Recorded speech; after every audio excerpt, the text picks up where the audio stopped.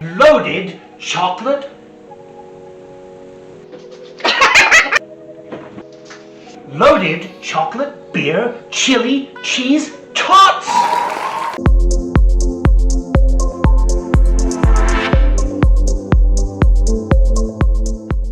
Chili was first mentioned in writings of a Franciscan monk in the 1500s.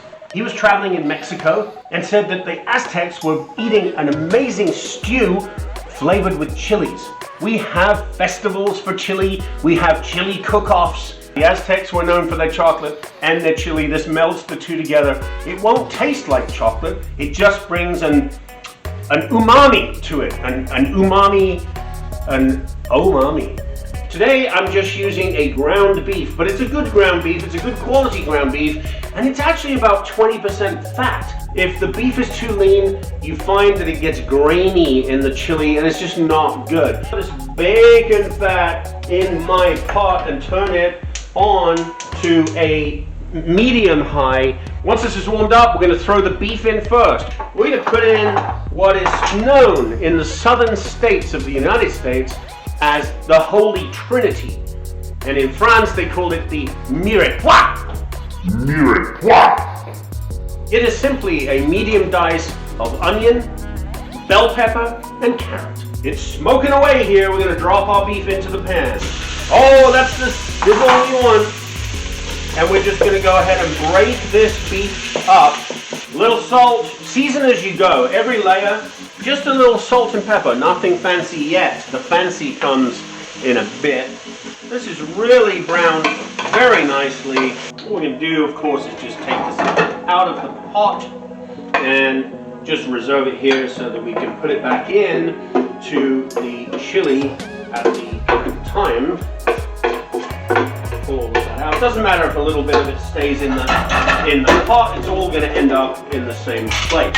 Some oil goes in next to get the vegetables nice and soft. A little bit of peanut oil.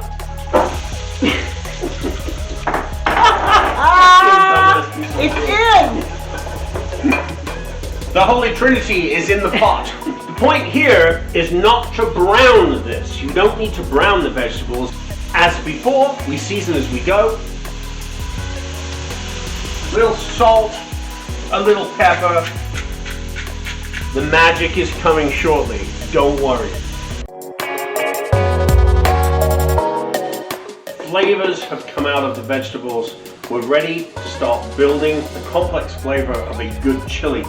You can use fresh garlic in this, as long as you crush it really fine so that it breaks down, and we're just going to put some in. Why are we putting the spices in now? Because you really should toast spices to get the best flavor. I like to add a little oregano. That goes in because traditionally in Mexico, use quite a lot of oregano in the dishes. Put a little cinnamon in there. A little, not too much. Cinnamon is quite strong, quite powerful. No chili is complete without a fair amount of cumin. You want some bold flavor here. And of course, oh, the aromas coming off this pan are incredible. Now we have chili powder, of course, you want chili powder. But think about it, there's been a lot of complex flavor going on before this chili powder goes in. And then we're going to stir these around so that they literally toast. It's now quite dry in the pan, but you can already smell now, it's starting to smell like a chili. We also want this to have a tomatoey base, so we're going to use a little tomato paste. Gives it a nice rich deep color and flavor, but you must cook out the rawness of this product. You must cook out the rawness before proceeding. This is chorizo. This chorizo is a Mexican chorizo. There's chorizo from other countries. This one is Mexican. Boy, does it taste good. It has paprika in it and other flavors. It brings a special richness and flavor to chili.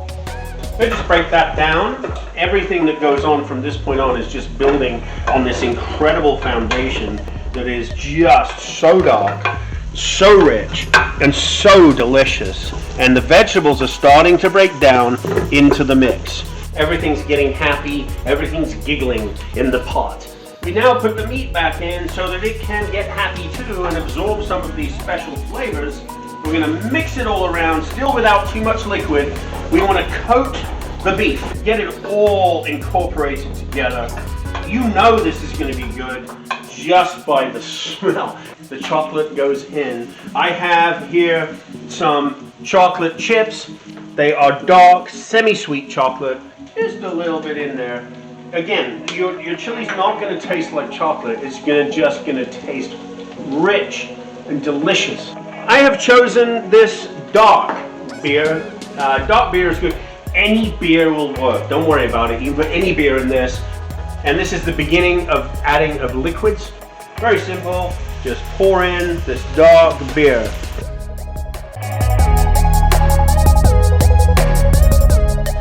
I like to use some chicken stock.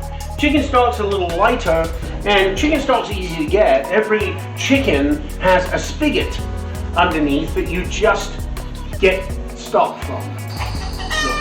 A good amount, because we're going to let this simmer on the stove and reduce. And I'm just going to give it a good mix.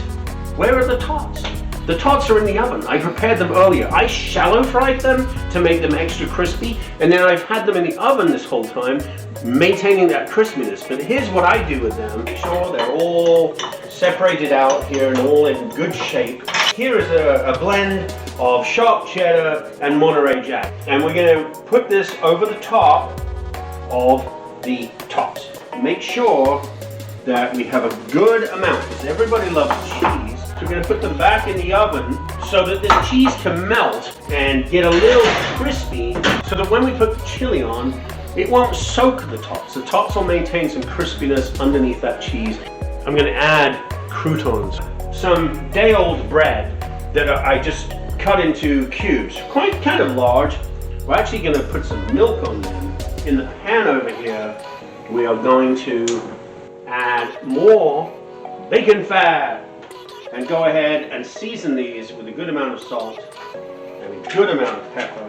Before you drop them in, know that this is going to spit and sizzle at you, so be very, very careful. I'm just going to squeeze a fair amount of the milk out without losing each individual crouton here, and I'm going to drop them in away from me. What happens is the protein in the milk enables these to crisp up and brown really, really nicely and brings an extra flavor. The chili has been simmering on the stove now for about 30-45 minutes. It's reduced wonderfully. I am going to add some freshly chopped cilantro. Cilantro is going to lift the flavor. We have a freshness going in now. Add it at the end. You don't want it to cook down to the point where it disappears completely. And let's pull the tots out of the oven. Wonderful melted cheese right there. So underneath here you have crispy potato tots, and it's quite simple to assemble.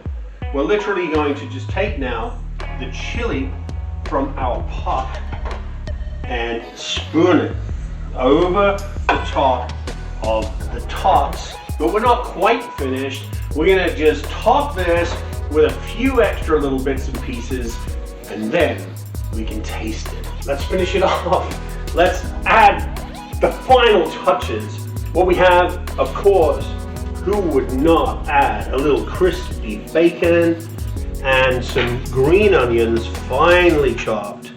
Let's go ahead and place these croutons so that everybody gets a bite. And there it is. Loaded tots with chocolate, beer, cheese, chili. We're just going to dig in. It's all the same. Make sure you dig to the bottom to get a crispy tot and cheese. And look at the layers on this. They are incredible. There we go. Nice melted cheese.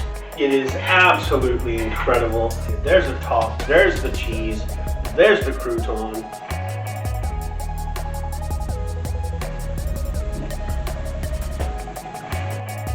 I don't know. I really do run out of words.